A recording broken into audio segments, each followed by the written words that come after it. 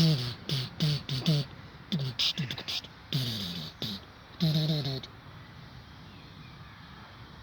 blood. It's a dazzling poet channel. I want to wait. It's the only channel you to watch. The only channel you see, except the channels you watch are the channels I see. You're not here to impress, only to express. Today is Tuesday the 21st. No, it's actually Wednesday. It's Wednesday the 21st of June 2023. Summer solstice. It's summer solstice around the studio. It's a lovely June summer solstice day, longest day of the year, and the nights are drawing in. It'll soon be Christmas 2025.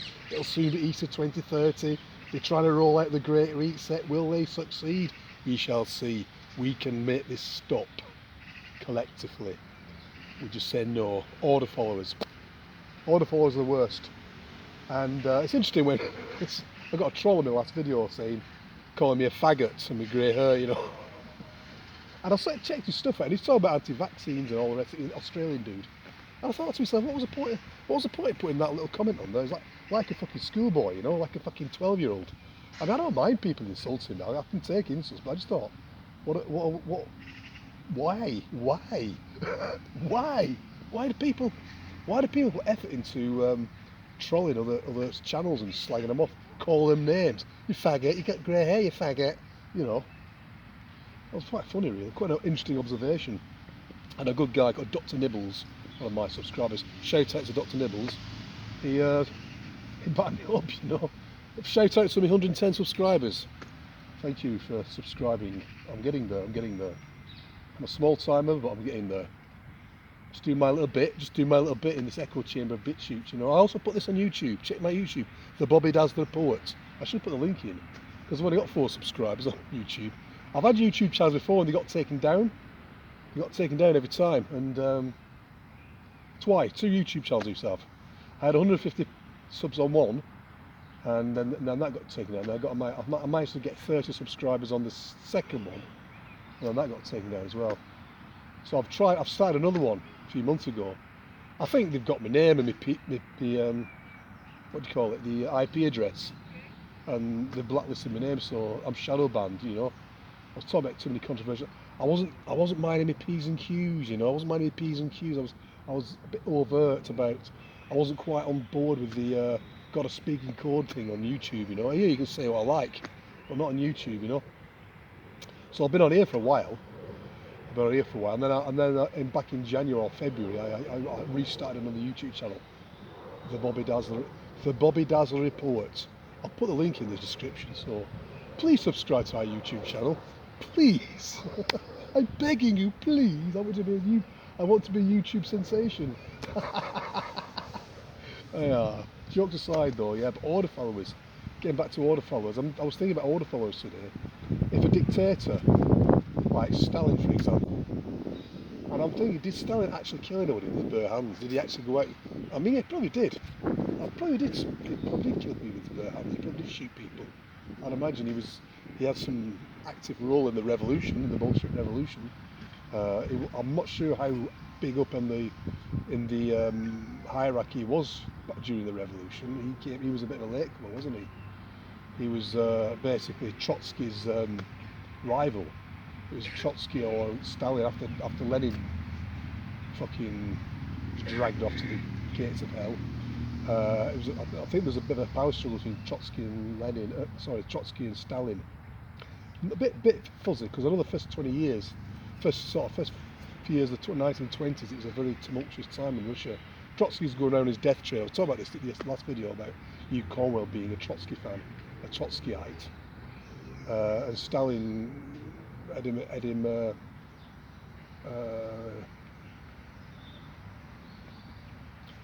ousted him from Russia, or ousted him from the USSR. He was hiding out. He was exiled. That's the word I was looking for.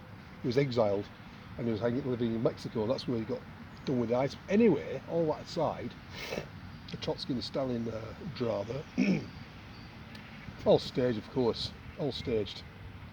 And we know the people at the top, the parasitical controllers of this realm, are all fighting each other anyway. There's no harmony amongst them.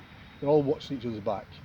The 13 families that we hear that are running the whole shebang, I'm sure they're all trying to get up that greasy pole to the top, and they're following some dark And above the 13 families is some dark demonic entity with their soul of souls too, you know, some dark entities. Jason Bashir of Archaics, who says it's actually an AI system that's controlling this whole shebang, some super high-tech AI which is put into place by some entities that's creating this whole illusory holographic construct that we can really live in. Digressing now, order followers. Order followers are the biggest culprits, actually, more so than the ones that give the orders. This is the title of this video. Who is to blame, the people giving the orders or the people following the orders? Are the order givers to blame or the order followers to blame? I say the order followers, and we saw that in the scamdemic. So Stalin, he may or may not have killed people with his bare hands, but he certainly didn't kill 30 million people with his bare hands.